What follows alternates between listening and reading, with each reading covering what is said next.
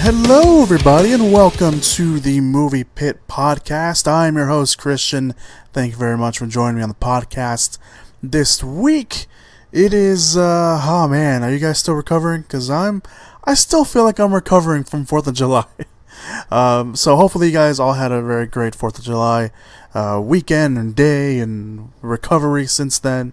But hello, welcome to the Movie Pit Podcast. I am of course your host once again, Christian. This is the Movie Pit where we talk about all the latest breaking movie news that has come out throughout the week, and I talk about all the big ones, because no one wants to hear crappy news item, right? I mean, no one wants to hear about this small little movie. I mean, I do like indie movies, but you know what I mean. Yeah, I gather all the movie news items, put them to you guys, give them to you guys in a nice little podcast, hopefully 1 hour of fashion, and yeah, we'll talk about movies that are coming out this weekend for all your viewing pleasures. We'll talk about trailers. Sometimes we'll do reviews, and yeah, that's what we do. So this week, it started off slow, obviously because I think of the 4th of July weekend, but there hasn't been a lot of big crazy news items to talk about this weekend, or this week I should say. At least at the beginning of the week, it kind of just felt slow, and I was like, I guess this is going to be a slow week. And it kind of was. So we're going to do the podcast anyway. I mentioned last week that I wanted to do a Baby Driver review. I went to go watch the movie that Friday, actually, after I did the podcast, or after the podcast went up, I should say. I went to go watch it, and I was I had said that I may do a spoiler-filled review podcast at the beginning of the week. Obviously, that did not happen, and I promised that if I didn't do one at the beginning of the week, that I would do one right here on this podcast and make it extra long. However, of course, there wasn't a lot of news items to talk about, so I'm going to be reviewing the movie anyway, and that is exactly what we're going to start off with. Ladies and gentlemen, here's my spoiler-filled review for Baby Driver. So you're just starting your day, or did you just get off? They call, I go, you know. So what is it you do? I'm a driver. Oh, like a chauffeur. Anyone I'd know? I hope not. What is your name? Baby. Your name's Baby. B-A-B-Y, Baby. It's the one who say listen to the music all the time? Is he mental? Mental meaning slow. Was he slow? No. He had an accident when he was a kid. Still has a hum in the drum. Plays music to drown it out. And that's what makes him the best. Whoa, whoa, whoa, whoa,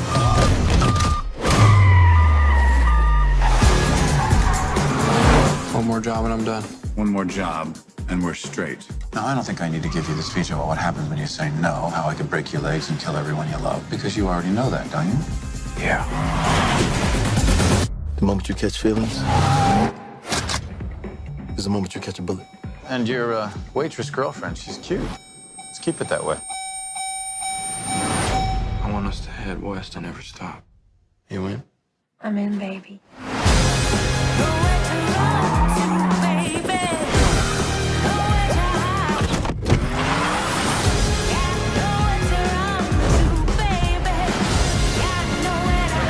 One of these days, baby, you're gonna get blood on your hands. Time to face the music.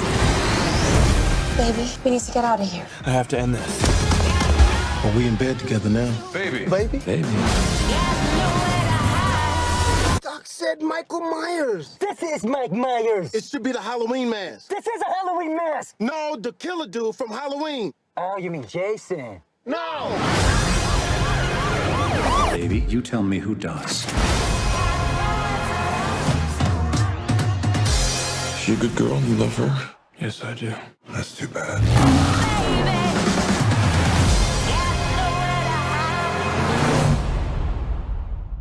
Written and directed by Edgar Wright. Of course, probably one of my favorite directors, probably of all time. I'm making no secret, I am a huge fan of Edgar Wright.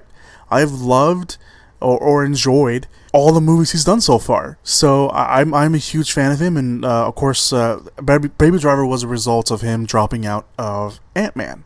When he dropped out of Ant-Man, he moved on to this, And I at the time I was a little upset because I was really looking forward to his Ant-Man because he was attached for so long, and I got excited at the same time because he was going to be doing this. I know this is a project that he had been working on for a while. So, and then of course the early reviews came out from the film festival saying that pretty much everyone thought it was great and it was awesome. And as the release date loomed, I started thinking, can this movie be that good? I'm not one to give into hype, and I think I've mentioned on the podcast before. I'm one of those people that I'm very proud of myself that I can get to do this. I leave all hype and expectations at the door. When I go into a movie, I soak it in for what it is.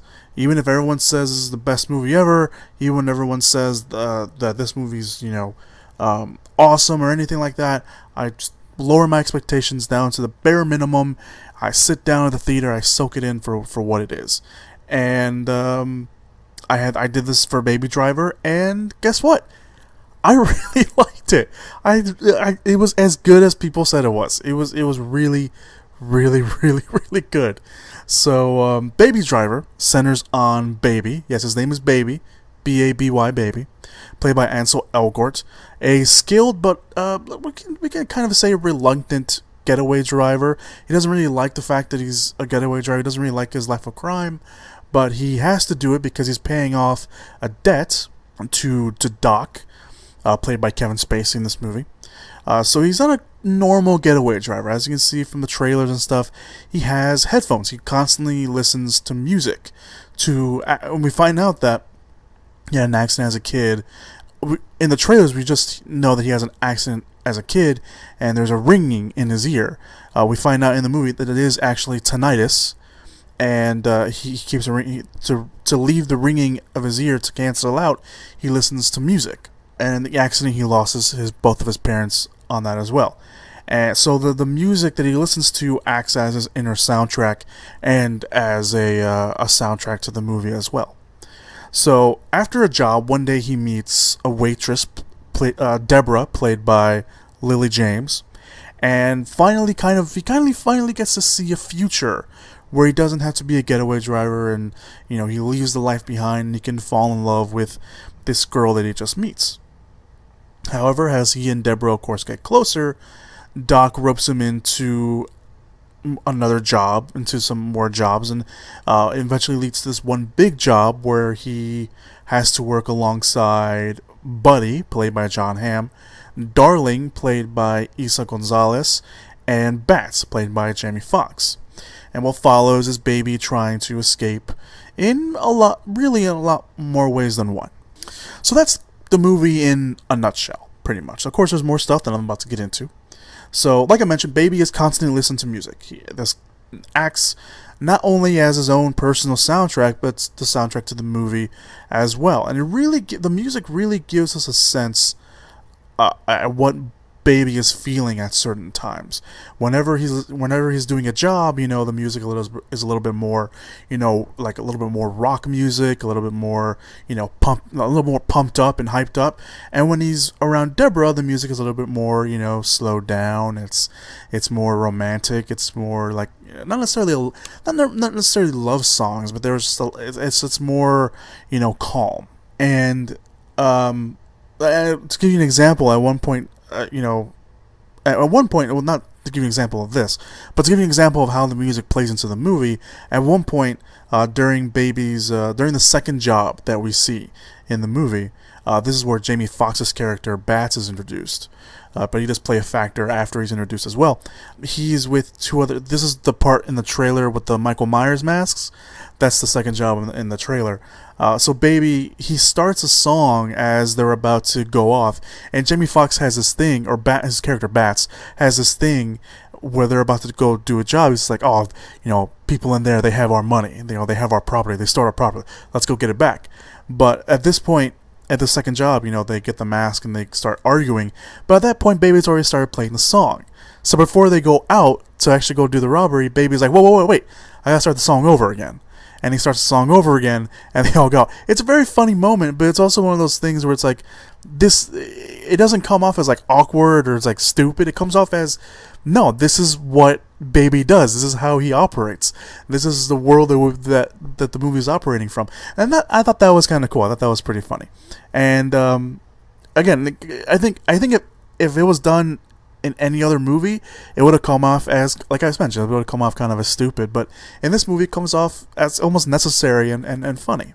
And other part, and of course, there's other parts. There was one point near the end where Baby is, I forgot what song he's listening to, but it's a romantic song, and he's walking in, he thinks he's home free, and he sees Deborah, and at the side we see Buddy, played by John Hamm, and I'll go back to that scene later on in the review. But the song he's playing, with her, it's a romantic song, and there's that. I read somewhere, I think I've read it multiple places actually, not just one place, and I put this into my written review, that the film almost acts, it's not necessarily a musical, but it does have musical elements. Instead of people bursting into song, it's Baby's music that keeps the movie going forward. And the way the music is integrated into the movie, it works so well. I don't know how people will feel about music.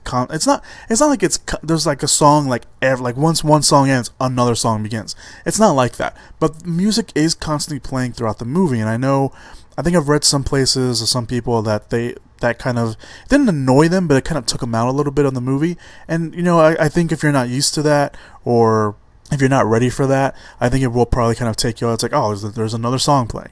So the music is constantly playing, but the way that Edgar Wright does it, it's rather impressive. The way everything just collates, and the way that everything syncs up to the action and to the choreography. Not just the action scenes, but like the more slower moments. Like I mentioned, Baby and Deborah, they listen to music and they talk about music, and that's kind of one of the things that connects them together and makes them attracted to each other.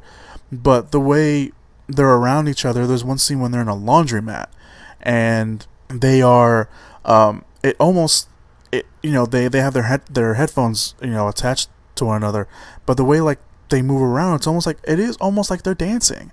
And speaking about dancing, not the very beginning of the movie, but near the beginning of the movie, there's a scene where Baby is walking to go get coffee, and he's playing a song. I forget what the song was. I think it was Harlem Shuffle. I think that's what it was. But there was a song, and he's walking, and this is very Edgar Wright, because if you saw Shaun of the Dead, it almost plays like that scene where it's Shaun walking to the store to go get the newspaper and something to eat, and then he walks back to the house. That scene is very reminiscent of that. It's Baby, and he's listening to this music, and he's dancing. He's not like dancing. He's moving with the music. He's syncing up, and he's dancing a little bit, walking down the street to go get coffee. And you just see like all these people, he doesn't interact with them. He's kind of like bumping into them, and he's walking in front of cars. He's in his own little world. And even in the movie, there's when certain songs or certain lyrics of the song pop up, they're on the wall, and they're on lampposts. It was kind of cool. So I don't know if you get used to that, but the way the music is integrated into the movie and how it syncs up and everything, I thought it was great. I thought it was fantastic. The shootout is probably the one that really comes out. There's a shootout in the movie where Bats is about to go get, or the crew, Bats is there. They're going to go get weapons and guns before their final job, and Bats, at this point, he's already established as this psychopath, pretty much. He's this guy just will kill anyone, really. So he, spots that maybe these guys are probably cops, and they are. They're Doc's cops. They're Doc's dirty cops. But just starts killing them. And the song that Baby is playing, because Bats tells him, find something funky to play, and Baby, plays Tequila, and the way that Tequila syncs up to the scene is perfect. It's just the way everything works out. It's pretty cool. So I really dug it. I thought the music, the way everything syncs up is great. And the action, of course. I mentioned how it syncs up to the action. The action in this movie is great. The car stunts are fantastic in this movie, and the car stunts are done. There's no CGI. Edgar Wright has come out and said that all the car stunts they did in the movie were practical. So that just makes it even more impressive when you see what was done in this movie. There's a point in the movie during the second job, like I mentioned earlier, that the baby he's riding this truck, and he's riding it up against like this wall, and the car's literally at an angle, just keeps going and going. I thought that was so cool. And there's also at the very end of the movie, near the very end of the movie, baby is facing off against Buddy, and they're both in cars, and they just keep ramming into each other, and they keep going back and forth. I thought that was so cool. I thought that was really cool. I thought that I really, when I saw that, I literally just I couldn't help but smile, because it was so cool. So let's talk about the cast. I keep mentioning everyone in the cast. The cast is fantastic. The cast is great. This is a star-studded cast. I'm not the biggest fan of Ansel Elgort. He's not too bad here as Baby. He's a man of a few. He doesn't really talk too much. The most he talks to is Deborah in the movie. But he lets his driving do the action, do the talking for him. So, this isn't gonna change my mind about Ansel Elgort, but this is a good first step. Kevin Spacey, he's in there. He chews up every scene he's in, and he leaves a damn good impression. If you're gonna get someone to be like a crime boss and be like a guy that everyone's gonna fall in line with, it's gotta be Kevin Spacey, and he does just that. Like I mentioned, Jamie Foxx, he's crazy. He's been unhinged.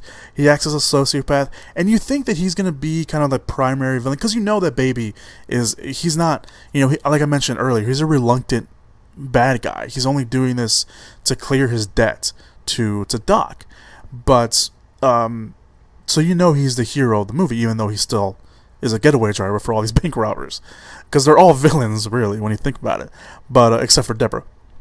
Although she would be an accessory, I guess.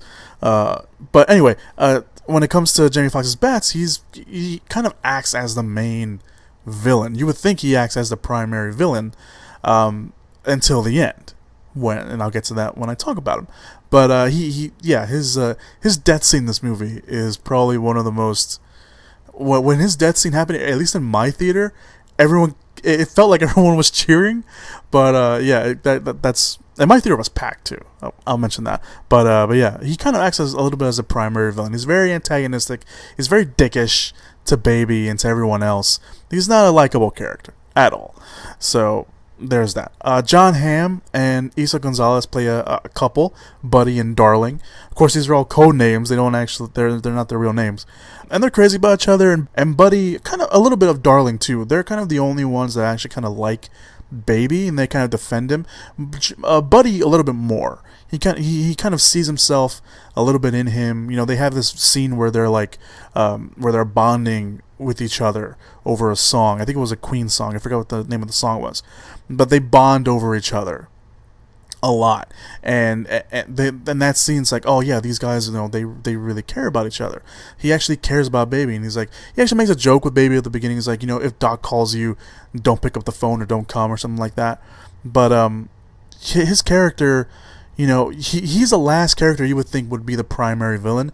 But when Bats dies and Darling dies, when the final job goes haywire, Darling dies, and Buddy, he sees this as Baby's fault, because Baby crashed the car into the construction car in front of him that killed Bats, and that led to everything going haywire, them having to run for their lives pretty much. So Buddy sees that as Baby's fault, and Buddy essentially, after Bats dies, becomes the main villain of the movie. And I thought that was pretty cool. You don't really necessarily see John Hamm as a bad guy. He doesn't really have that kind of attitude about him, but he actually plays a pretty convincing bad guy in this, to be honest. And I love that. And there's a scene where they're in the garage, and I think he's just about to run down Baby. There's a scene, he's in a cop car, and inside the car it's all red. When I saw that shot, it's so cool. I think you've seen it in the trailer. I don't remember, but the way it's shot in the movie, the way when they look into the car and it's all red. I thought that was a really, really cool shot.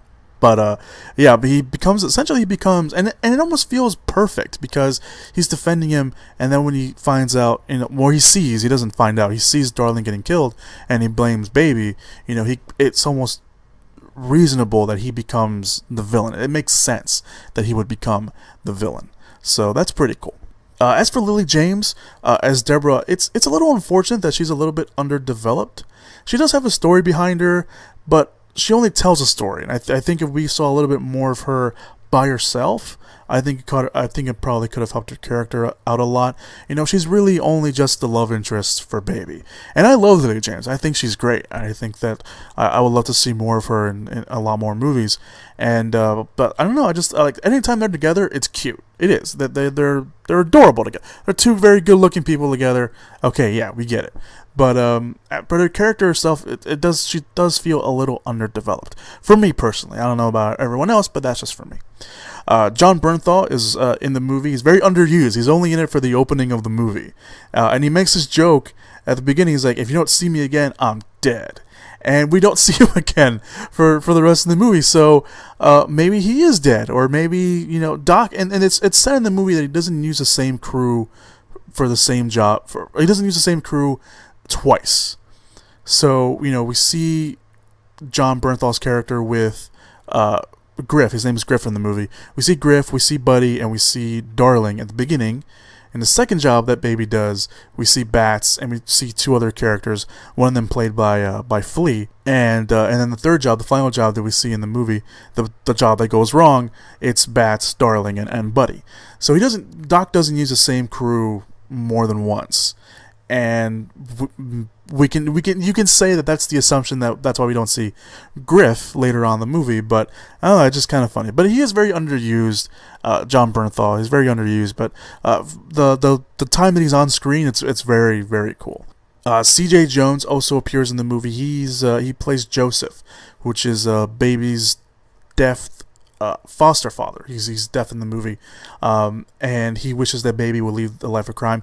And anytime that and this kind of also gives you a different side of it, because you see the driver side of Baby in the movie, you see the romantic side of Baby with Deborah, but you see this other side, this kind of he's always happy when he's around Joseph, and he cares a lot about Joseph. And there's a scene in the movie when the job goes wrong that Baby goes back for Joseph, and he leaves him at I guess it's a retirement home or something to that effect. But he leaves him there, and the scene plays out, and he's like, Baby tells him, "I never let anything happen to you." It's a very sweet scene. It's a very emotional scene. It's probably one of the more emotional scenes in the whole movie, at least for me.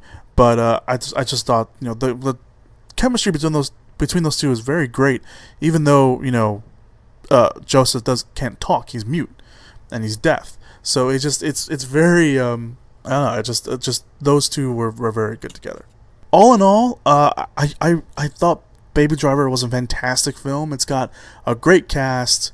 It's got great car sequences, and it has an equally great soundtrack that perfectly fits and perfectly is synced up to the action and to how the character of Baby is feeling, which is what probably Edgar Wright really wanted. Baby Driver, even though I love Edgar Wright, it probably isn't as personal, or as how do I put this?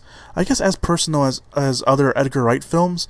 I feel like, okay, yeah, there's a love story in there, and it's Baby, trying to tell this girl that he loves her and he wants to be with her and he wants to leave this life behind him. But I don't know, I just felt like it wasn't as personal as Edgar Wright's other films, even though there are moments in there. I don't know, I just felt like maybe the action kind of took over a little bit. I don't know, there's a nice balance of emotion and drama and action. I don't know, maybe it's just me. It's not as personal, but it is a great film. The style, Edgar Wright's style, is all over this place. His style is all over it, and this is an Edgar Wright film. All in all, this is an Edgar Wright film. Is it as personal as other films like Shaun of the Dead, Hot Fuzz, At World's End, Scott Pilgrim vs. the World? I don't know. That's up to you to decide. Personally, for me, I don't know if I felt it that way, but I don't know. Do yourself a favor though. Do go watch Baby Driver. Watch it in the biggest, loudest theater you can, because this is a movie that deserves to be seen and heard in full blast in the biggest screen possible. It's a great movie. It really is. The ending, I think, will probably divide people, because Baby does go to jail. He does go to jail, even though there are these testimonies by people that he kind of encounters throughout the movie. You know, Deborah's there, Joseph's there. There's the teller at the bank that they were going to rob at the end. She's there. The old woman that we see, we actually see in the TV spots. You know, he kind of throws the bag back at her, and she's like, "What the fuck?" And she's there. So there's these testimonies by him, but he still goes to jail, but he gets out on probation. So, I mean, after 5 years, but it's I don't know. I think the ending will divide some people. It's a very honest ending. It's not like they get away. It almost looks like Deborah and Baby are gonna get away, but they don't. They get caught by the police, and I thought that was cool. I thought that was kind of cool. I thought that was kind of cool, and I was like, this is kind of depressing, but this is real. This is a real movie. Everything else has been real so far, so why not? So yeah. I love Baby Driver. I thought it was great. Despite the fact that the love story between Baby and Deborah could have been punched up a little bit, and the fact that John Bernthal is a little underused, well, that's more of a personal little nitpicky. Other than that, I thought it was great. I really did. I loved it. I'm definitely gonna go watch this again. I give Baby Driver a 4.5 out of 5. I do. I really love this movie. I really did. So, 4.5 out of 5 for Baby Driver. Go watch it. If you already obviously, if you've listened to this, you probably already watched it. I probably don't care. But go watch it again. Go watch it again. All right. That's it. All right. Let's move on, shall we, to the rest of the podcast. Let's move on to trailer talk. We have the second trailer for the upcoming disaster film Geostorm. The Senate committee will now hear from Jacob Lawson, Climate ISS Chief Coordinator. May the record reflect that he was nearly 1 hour late. Yeah, sorry about that. I literally had to fly in from outer space. Thanks to a system of satellites, natural disasters have become a thing of the past. We can control our weather. Mr. President, one of our thermospheric satellites malfunctioned over Afghanistan.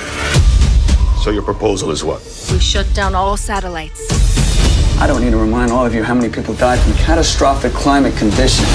Make sure there's no further incidents. Are you going back up to space? I'm coming back. I promise. Have a safe trip, sir. Just don't touch anything. Main engine start. This is Mr. Jake Lawson. The Jake Lawson? You look much older than I would have thought. I mean, you look good. Am I getting fired? My access has been blocked. So satellite has a bad comm, that happens. Not a satellite. All of them. This wasn't a malfunction. It was intentional. There's potential for catastrophic weather events on a global scale. A geostorm. We have to shut the system down. The only one who has the kill codes is the president. I need your help. You're soliciting a Secret Service agent. Seriously? We're kidnapping the president in a self-driving cab. Jake, if you can't stop it, no one can.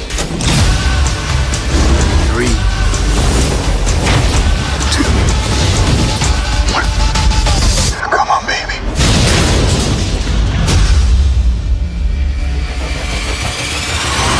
You realize you're committing treason? Oh, yeah, I kidnapped the president. I've stolen state secrets. Yeah, anything I'm forgetting, honey?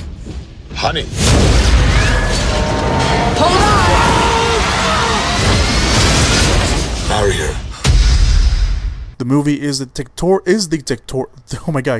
directorial debut of Dean Devlin, who is the producer on films like Independence Day and the sequel and Stargate. He's worked a lot with Roland Emmerich. This is his directorial debut, and it takes place in a world where our weather has become so out of control that it's now controlled by satellites in outer space. However, when they start to malfunction, they create a, quote, man-made storm of epic proportions, or as Jim Sturges' character says, a geostorm. This movie looks absolutely batshit crazy. I watched the trailer and I was like, oh my god, this is getting dumber and dumber, but I can imagine myself sitting in a theater just looking at it and be like, you know what? All right, whatever. It is what it is. This movie has gone through. We have talked about Geostorm on the podcast. It was earlier this year where it was said that they had to go back and do extensive reshoots for the movie because it wasn't working out. I don't know if that worked out because this movie, it looks absolutely crazy. I'm gonna go watch it. I am. I'm not even gonna lie. I'm probably gonna go watch it. So the film stars Gerard Butler, like I mentioned earlier, Jim Sturges, A.B. Cornish, Daniel Wu, Zaza Beetz, Andy Garcia, and Ed Harris. Geostorm opens on October 20th, so mark your calendars now. If you want to go watch the trailer for yourself, of course, you can go down to the description/show notes area and go check it out. Alright, so let's get to this week's news items. This one is actually very timely and related to how we started out the podcast. Sony Pictures wants Edgar Wright to make a Baby Driver sequel. Now, of course, Edgar Wright, like I mentioned, his movie Baby Driver is out in theaters, which again, you should definitely go watch. And it's bound to be one of the biggest successes in the States for Edgar Wright, at least at the box office. Not only that, the film has been getting nothing but great reviews. I just gave my review. I said I gave it a great review, 4.5 out of 5. But now, Sony Pictures wants a sequel. And moreover, Edgar Wright, who has never done a sequel before, ever, is actually considering it. Speaking with the Empire podcast, he said this, quote, "The studio have asked me to think about writing a sequel, and it is one of the things that I might do a sequel to because I think there's something more to go with it in terms of the characters. Baby has got to a new place," end quote. He then went on a little bit to say that most sequels, saying, quote, "Most sequels you have to contrive something so they go back to square one unless there's something deeper for them to go. I think with Baby Driver, there's more that you can do in that realm, and I sort of have an idea that if you did another film, you would subvert his involvement in crime in a different way so he's not the apprentice anymore." Of course, speaking about Baby in the movie. It sounds interesting. I mean, the idea of a Baby Driver sounds interesting. I don't know how it would work. As long as Edgar Wright comes back and he writes it again, I think then I will be completely sold on it. But Edgar Wright has always said that he's keener on making, new original series rather than revisiting old ones, hence why we've never gotten a Shaun of the Dead or a Hot Fuzz sequel. So, I mean, the idea of a Baby Driver sequel sounds cool. And if Edgar Wright comes back, then I will be totally down, but I don't know. If it could work, if he has a great story, then I will totally be there opening night. Fantastic Beasts and Where to Find Them sequel starts filming, and they've also released a synopsis for the movie. So David Yates will, of course, come back to direct the movie. He directed the first one, and he directed the last 4 Harry Potter films. Eddie Redmayne will also return as Newt Scamander, along with Catherine Waterstone, Alison Sodell, and Dan Folger. Also returning is, of course, Ezra Miller as Credence, somehow, and Johnny Depp as the villain, I believe the overall villain for the series, who briefly appeared in the first film. New cast members for the movie include Jude Law as a young Dumbledore, Zoe Kravitz as Leda Lestrange, a woman from Newt's past who briefly appeared in the first movie in a picture, Colum Turner as Newt Scamander's brother, and Claudia Kim as a, quote, young woman we first meet at a featured attraction at a wizarding circus. If you're wondering what that means, well, the synopsis reads like this.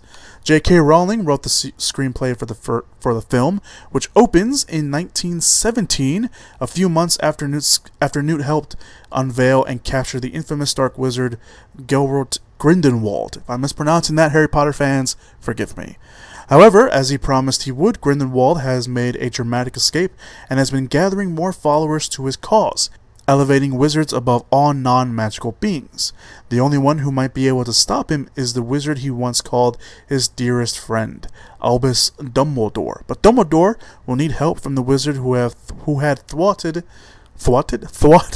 Grindelwald once before, his former student Newt Scamander. The adventure reunites Newt with Tina, Queenie, and Jacob, but his mission will also test their loyalties as they face new perils in an increasingly dangerous and divided wizarding world.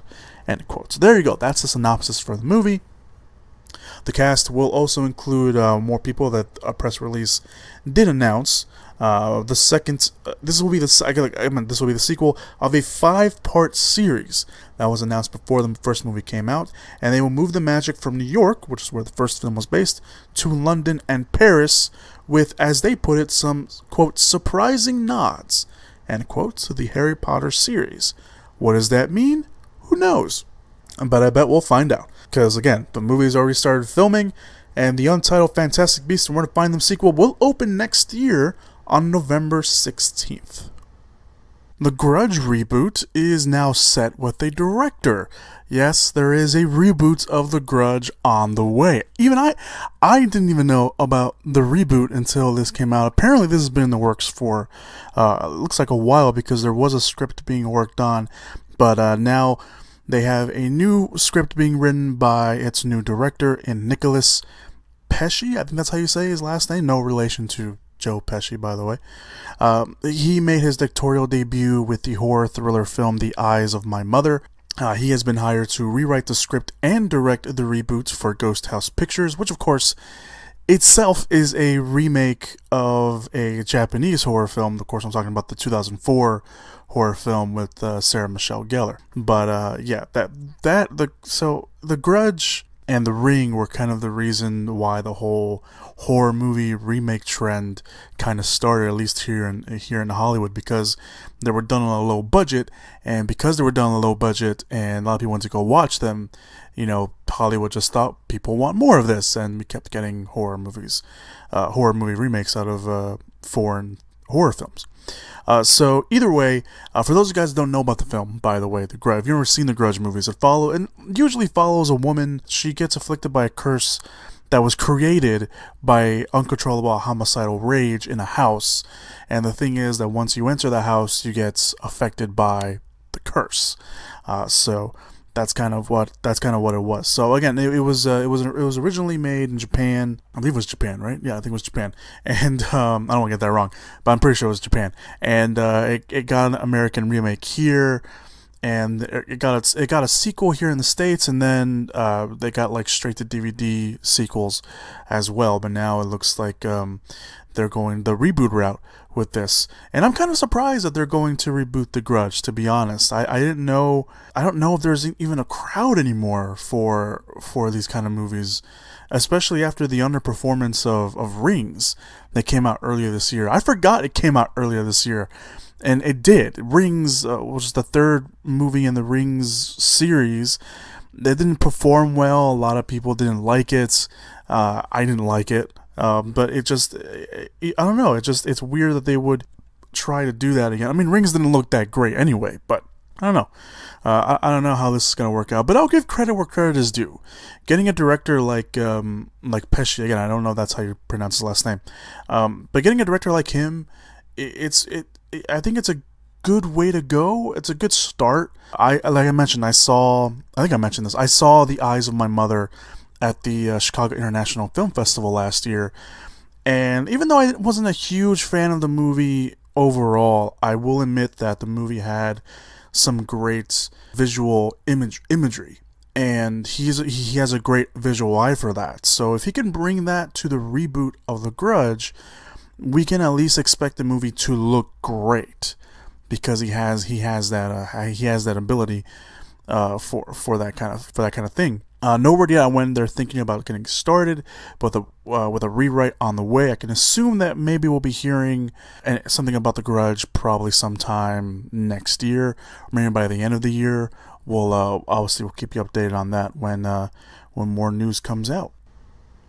And finally, the last news item of the week, the big news item. I guess it would be considered a big news item, but it is the last news item of the week. It was a very slow week this week. Samuel Jackson's Nick Fury could return in Marvel's Captain Marvel. It's been a while since we've seen Nick Fury in the Marvel Cinematic Universe. Sure, he popped up in Avengers Age of Ultron, but that was a few movies ago. But he left the grid, of course, at the end of Captain America the Winter Soldier.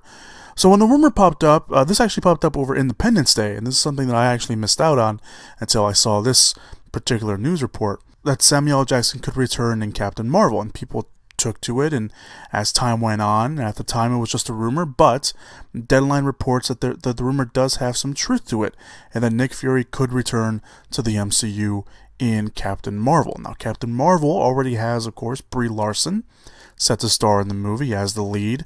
It has writers and there's another name I can't pronounce. Meg LaForve, I think that's how you say her name. She was the writer of Inside Out. Nicole Perlman, she was a writer on Guardians of the Galaxy, so those two will write the script together. They also have directors, Ann Bowden and Ryan Fleck. They directed Half Nelson and Mississippi Grind.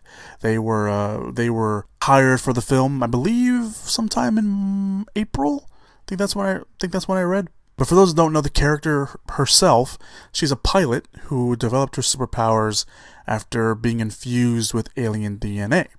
And the Captain Marvel, or Miss Marvel, has gone through many iterations before Carol Danvers is the one they're going with Brie Larson. There was a space alien called Marvel, and of course the recent Miss Marvel is played by a Muslim girl in the comics. I forgot her name, but that is what's currently going on in the comics world. So this character is the first female-led Marvel film, so it's going to be a pretty big deal. And Brie Larson in the lead role, I think that's a pretty good solid choice. Now, the wording for all this, there was said that he was going to be maybe a supporting character, and then it kind of changed a little bit, meaning that he would probably be a small role or a cameo. Either way, whatever the case, having Nick Fury come back is a pretty great move. I mean, he's been gone for a while. I think many fans probably want to see Nick Fury. Of course, his absence in Civil War was weird. So we'll get to see how that works out. He'll probably appear in Infinity War. I hope he appears in Infinity War, at least in some sort of role. And having him appear again in Captain Marvel, maybe he will be the way that she gets introduced to all the characters. Who knows? We'll obviously see. Obviously, Nick Fury plays things very close to the vest, so maybe this will be one of his projects. Maybe, who knows? We'll see. It should be interesting because Larson and Samuel Jackson have worked together already. They've worked together on Kong Skull Island, so they already have a working relationship. So it'll be interesting to see them together again on the big screen. So Captain Marvel will start shooting in February of next year. It does have a release date currently set for March 8th, 2019. Obviously, if whatever else happens, we'll keep you updated on that. So that's it for all the movie news. Obviously, if anything big comes up, you guys can go to the Facebook page at facebook.com/moviepit. I'm always constantly updating the page up there, so you guys can get on that. Obviously, stuff always drops when the podcast goes up, so keep an eye on that. I'll keep updating the Facebook page as always. And while you're down there, of course, go like all the other links down there. My WordPress account for some non-spoiler written reviews, some personal pieces coming up soon, especially at the end of the summer.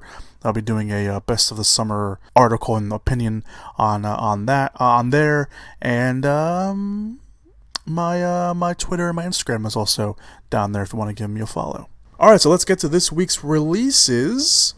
We have one real big limited release that's coming out this week, which is a ghost story. In this singular exploration of legacy, love, loss, and the enormity of existence, a recently deceased white-sheeted ghost returns to his suburban home to try to reconnect with his wife. The film is being led by Casey Affleck and Rooney Mara. Of course, it stars a bunch of other people as well, but those are the two biggest names that you'll probably recognize. Ghost Story, I've seen the trailer a few times now. and it doesn't look that bad. It's by A24, and of course they are on a tear. The movie is getting some pretty decent reviews so far. I'm probably gonna go end up watching it. I don't know. It just looks like it looks like it's gonna be set in different time periods. At least from the look of it, that's what it looks like. So I don't know. I will be interested in seeing how that works out. So there's that. Alright, we got only one wide release coming out this week, and you should probably all know what it is: Spider-Man Homecoming. Following the events of Captain America Civil War, Peter Parker attempts to balance his life in high school with his career as the web-slinging superhero Spider-Man. The film, of course, stars Tom Holland, Robert Downey Jr., Michael Keaton, Marisa Tomei, Jon Favreau, Zendaya, Donald Glover, Jacob Batalon, I think that's how you say his name, Laura Harrier, Logan Marshall Green, Bokeem Woodbine, and Michael Cyrus. This is, it's Spider-Man. It's a new Spider-Man. It's been getting nothing but good reviews. Everyone's saying it's potentially the best Spider-Man movie to date, rivaling Spider-Man 2. Everyone's just been saying great things about it. I've seen nothing but great things about it, so I can't wait to watch it. Oh wait, I already did.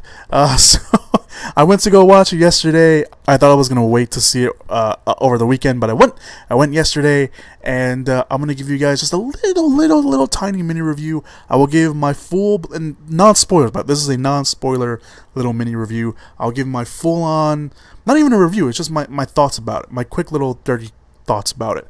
I'll do my whole big spoiler review for next week, so you guys can wait for the big spoiler for the review next week. But I did want to go see it yesterday. My quick little dirty thoughts about it: I really liked Spider-Man Homecoming. I thought it was fun. It was fun. That's if you ask me to describe Spider-Man Homecoming in one word, it would be fun. It's a fun movie. There's a lot of humor in there. The humor's spot on. It's not like, it's joke after joke. I mean, the jokes are very natural and organic and everything like that. Tom Holland is awesome. He is an amazing, not just an amazing Spider-Man, an amazing Peter Parker. And I no disrespect to Tobey Maguire and Andrew Garfield, but arguably, this Spider-Man movie and Tom Holland's Spider-Man are probably the best Spider-Mans that we've seen on the big screen. And I know there's going to be a lot of debate on that, especially once more people watch the movie. But I will go out and say that I really liked Spider-Man Homecoming. I really enjoyed it. Thought Tom Holland was great. The rest of the cast is great. Jacob Batalon, I think that's how you say his last name, who plays Ned, Peter Parker's best friend. He's great, and he's a great supporting character. Robert Downey Jr., not in it as much as you would think. Despite all the promotion and everything, he's not in it as much as you would think. But his character's interesting when you kind of step back and look at everything. But he's there. Michael Keaton as Adrian Toomes / the Vulture. Well, I never call him the Vulture, but we obviously know he's the Vulture. He's great in it as well. I think his reasoning for being the villain is I want to see how people kind of look at that. It kind of sort of makes sense, but like once you start kind of realizing where he's going with all this, it's kind of, I don't know, I wasn't buying it too much.